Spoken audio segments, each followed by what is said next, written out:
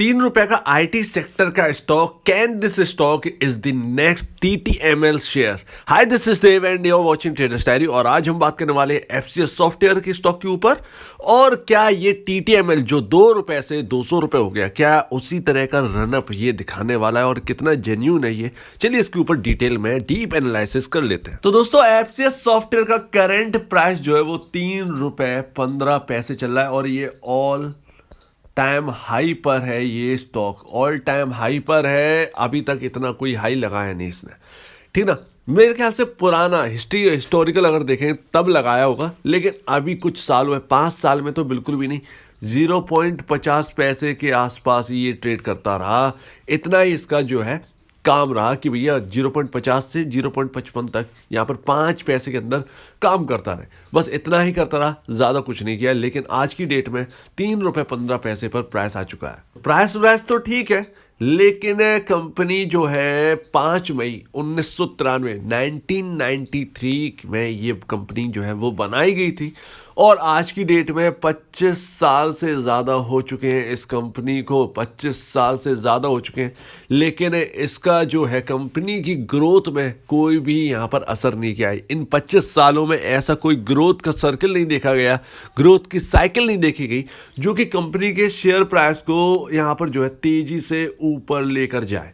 ऐसा कुछ नहीं हुआ है। अब इस चीज़ को भी छोड़ देते हैं, हम आंकड़ों से, हम इन्वेस्टर हैं तो हम आंकड़ों से समझेंगे इसकी नेट सेल, इनकी वगैरह वगैरह। लेकिन सब्सिडरी देखिए, subsidiary FCS software solutions America limited, US के अंदर इस नाम से जो है वो सब्सिडरी है। इनसाइंक बिजनेस सॉल्यूशन लिमिटेड इस नाम से सब्सिडरी है। और ये इसका कोई डिटेल नहीं है कि यूएस में है या यूके में है या अदर, लेकिन हाँ, इनकी सब्सिडरीज हैं और जगह जगह यहाँ पर जो है ऑफिसेस हैं, इंडिया के बाद भी। नोएडा में इनका हेडक्वार्टर है और कंपनी इंडिया बेस्ड है, तो ध्यान रखिएगा। लेकिन 25 साल एक बड़ा टाइम होता है और 25 साल के टाइम में इन्होंने कुछ ऐसा जंप रिजल्ट नहीं दिए जिसकी वजह से स्टॉक का प्राइस जो कि आपके सामने है वो ऊपर जाता हुआ दिखाई दे। तो दोस्तों, अभी बात करें तो ये करते क्या है, वर्क देखिए क्या क्या करते हैं। और ये इस तरीके से देखिए तो आईटी इंफ्रा सर्विसेज की यहाँ पर जो है प्रोवाइड करवाते हैं। एप्लीकेशन सर्विसेज, आर्टिफिशियल इंटेलिजेंस जो कि अभी अभी आए हैं इसके अंदर। जब सारी कंपनी आर्टिफिशियल इंटेलिजेंस में आ रही तो ये भी आ गए।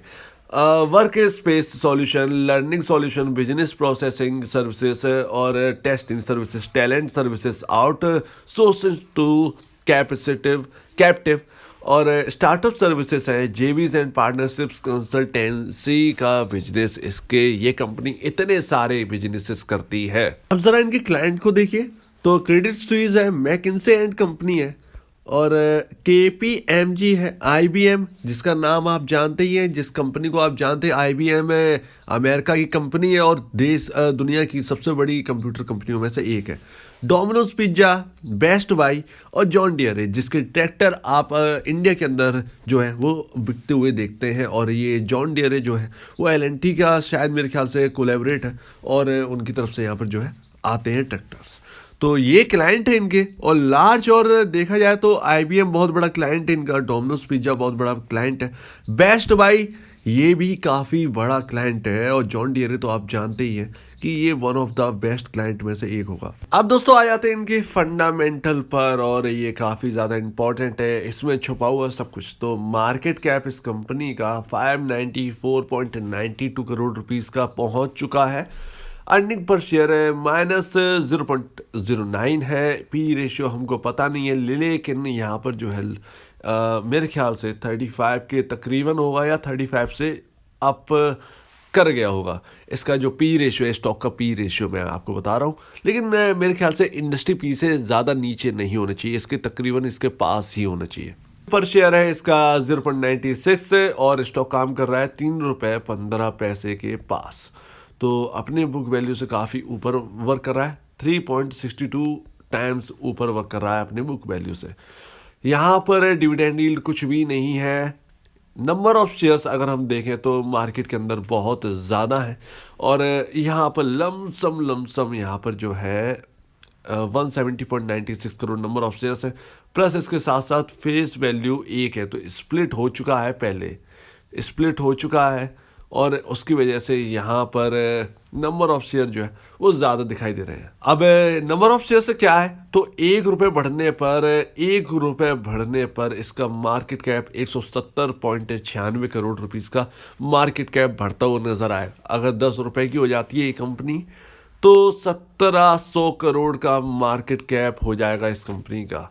और अगर यहाँ पर जो है 100 रुपये हो जाएगी तो 17,000 करोड़ का मार्केट कैप हो जाएगा, जो कि काफ़ी ज़्यादा होगा। ध्यान रखिएगा, मतलब यहाँ पर अगर हम बात करें तो मार्केट कैप काफ़ी ज़्यादा होने की चांसेस हैं अगर ये और ज़्यादा बढ़ता है तो। लेकिन फंडा में जो रिजल्ट्स हैं फाइनेंशियल है उसको देखते हुए मार्केट कैप काफ़ी ज़्यादा हो जाएगा तो ओवर वैल्यूड लगातार होती चली जाएगी कंपनी। अभी यहाँ पर जो है फाइनेंशियल हम देखने वाले हैं और एनुअल रिजल्ट देखिए, जल्दी से ख़त्म करते हैं रिजल्ट देखकर। तो 36.60 करोड़ रुपीस की नेट सेल 2017 में, 32.50 करोड़ की नेट सेल 2018, 40.40 करोड़ की 2019 में, 37.33 2020 और 34.06 2021 में। तो 2019 के बाद तो जो है वो डाउन टर्न है, लेकिन 2017 से 2019 तक यहाँ पर जो है अप ट्रेंड में चला है इसकी नेट सेल। लेकिन 2019 के बाद यहाँ पर जो है लगातार इसकी नेट सेल में गिरावट चल रही है। वही अगर प्रॉफिट की बात करें, कंसोलिडेटेड नेट प्रॉफिट की, तो 2017 में 45 करोड़ की घाटे में, 2018 में 58 करोड़ का घाटा, 2019 में 164 करोड़ रुपीस का लॉस है, 2020 में ये लॉस घटकर 23.80 करोड़ रुपीस का रह गया और 2021 में मामूली सा लॉस है, लमसम 1 करोड़ के आसपास का घाटा है इनको। तो ध्यान रखिएगा 2021 में अब तक के हिसाब से सबसे कम घाटा वाला साल रहा है। भले ही नेट सेल घट रही हो लेकिन जो घाटा है वो सबसे लोएस्ट पॉइंट पर है। यही चीज आप समझिए क्वार्टरली रिजल्ट, जो क्वार्टरली रिजल्ट है, अभी आपने एनुअल रिजल्ट देखे, आप क्वार्टरली रिजल्ट की नेट सेल देखिए जो हर चौथे मतलब मंथ में जो आता है क्वार्टर। तो 2020 से 9th मंथ यानी सितंबर का तो 9 करोड़ की नेट सेल, 2020 दिसंबर में 8 करोड़ 65 लाख की नेट सेल, 2021 मार्च में 6.74 करोड़ की नेट सेल, जबकि सबकी अच्छी आई थी लेकिन इनकी खराब आई। 2021 जून की क्वार्टर की बात करें तो 8.38 करोड़ रुपीस की नेट सेल, 2021 9th मंथ यानी सितंबर जो लेटेस्ट का अभी का क्वार्टर आया था Q2 मेरे ख्याल से, तो 8.11 करोड़ की नेट सेल निकल कर आई है। तो यहाँ पर कुछ भी सरप्राइजिंग जो है वो नहीं मिला है देखने को। नेट सेल जो है वो लगातार इतने ऐसे कुछ इस तरीके से ही चल रही है। नेट सेल का आपको बताऊं तो ये रहा ग्राफ जैसा, तो कुछ भी जंप नहीं है, ना ही पहले हुआ था ना ही अभी हमको कुछ देखने को मिल रहा है। अभी आप शेयर होल्डिंग पैटर्न देखेंगे तो शेयर होल्डर्स में देखिए प्रमोटर जो है वो 19.65 तब भी होल्ड करते थे, अब भी उतना ही होल्ड करते हैं। FIIs है नहीं, DIIs बिल्कुल भी 0.03% है और वही इतना यहाँ पर जो है बना हुआ है। रिटेल यहाँ पर 80.31% होल्ड करते हैं और ये एक दिक्कत की बात है क्योंकि यहाँ पर ऐसे छोटे शेयर में आपको बताऊँ, यहाँ पर कुछ फंड हाउसेस मिलकर इसे चला सकते हो। ज़्यादा पैसे की ज़रूरत नहीं है, मामूली सा पैसे की ज़रूरत है। ज़्यादा से ज़्यादा 200 करोड़ 200-250 करोड़ रुपए में ये आप ले जा सकते हैं। कितना आप ले जा सकते हैं ये नहीं कह सकते। देखिए एक बार अगर इसे 10 रुपये पर पहुँचा दिया तो रिटेल का इंटरेस्ट और भी ज़्यादा बढ़ जाएगा FCL सॉफ्टवेयर के लिए और रिटेल अपना पैसा बहुत ज़्यादा मोटी रकम यहाँ पर डालने लगेंगे। तो फंड हाउसेस जो है वो अपना छोटे रकम में काम चला लेकिन यहाँ पर जो रिटेल है वो इसे और ऊपर ले जाते रहेंगे। तो ये एक समझ में आता है कि ऐसा कुछ सिनेरियो हो सकता है। इवन यहाँ पर हो ही रहा है, जहाँ तक है पूरा चांसेस है कि कुछ इसी तरीके का सिनेरियो अभी भी चल रहा है। अब सबसे इम्पोर्टेंट चीज़ तो ये है कि देखिए जितना ज़्यादा ऊंचा जाएगा ये शेयर वहाँ पर दिक्कतें आएंगी क्योंकि 27 नवंबर अभी जो निकल गया, आज की डेट है 19 दिसंबर और 27 नवंबर की अगर हम बात करें तो यहाँ पर SLG सॉफ्टेक प्राइवेट लिमिटेड और Prahlad estate and properties private limited, इन लोग के पास जो है नंबर ऑफ शेयर्स बहुत अच्छे थे और 13% के आसपास इस कंपनी में होल्ड करते थे दोनों लोग। 13% या 12-13% के आसपास मैं अभी देखा हूँ। तो चलिए ठीक है, ये एक तरीके से ये प्रमोटर है और प्रमोटर जो है इन्होंने 14 जुलाई से 26 नवंबर के आसपास जो है इन्होंने सेल करी है अपने शेयर्स और इनके पास सिर्फ 10.90% स्टेक रह गई है। इवन यहाँ पर जो है अगर हम बात करें प्रहलाद की तो यहाँ पर ये प्रमोटर जो है 13.20% के आसपास यहाँ पर जो है स्टेक अब ये होल्ड करते हैं। बाकी नंबर ऑफ शेयर्स इन्होंने सेल कर दिए हैं। तो यहाँ पर हर ऊंचाई पे ऐसा डर है कि प्रमोटर अपना जो माल है वो बेचेगा। मेन प्रमोटर नहीं, जो जिन्होंने DIS, जिन्होंने पैसा इस पर लगा रखा है, वो अपना माल बेचने की कोशिश कर रहे हैं। प्रमोटर वही है, 19.65 पर तब भी था, तब अभी भी वही है। लेकिन बाकी लोग जो हैं, जिन्होंने पैसा इन्वेस्टर ने यहाँ पर डाला है, वो पैसा निकालने की कोशिश करेंगे हर ऊंचाई पर। अब दोस्तों आपके सामने चार्ट है और ये अब तक का सबसे बड़ा चार्ट है। 2006 से ये कंपनी लिस्ट हुई थी और इसका जो हाई है वो सिर्फ और सिर्फ 11 रुपए के आसपास रहा है, इससे ज़्यादा नहीं रहा। और लगातार इसमें जो है गिरावट, और अब देखिए ये थोड़ी सी यहाँ पर जो है जंप दिखाई दे रही है अब इस वक्त, ध्यान रखिएगा। नहीं तो ये कुछ 50 पैसे पर ही था और 5 साल इसने यहीं पर गुजार दी। हो भी क्यों ना, क्योंकि इसके जो रिजल्ट्स हैं उनमें कोई फेरबदल तो देखने को मिला नहीं।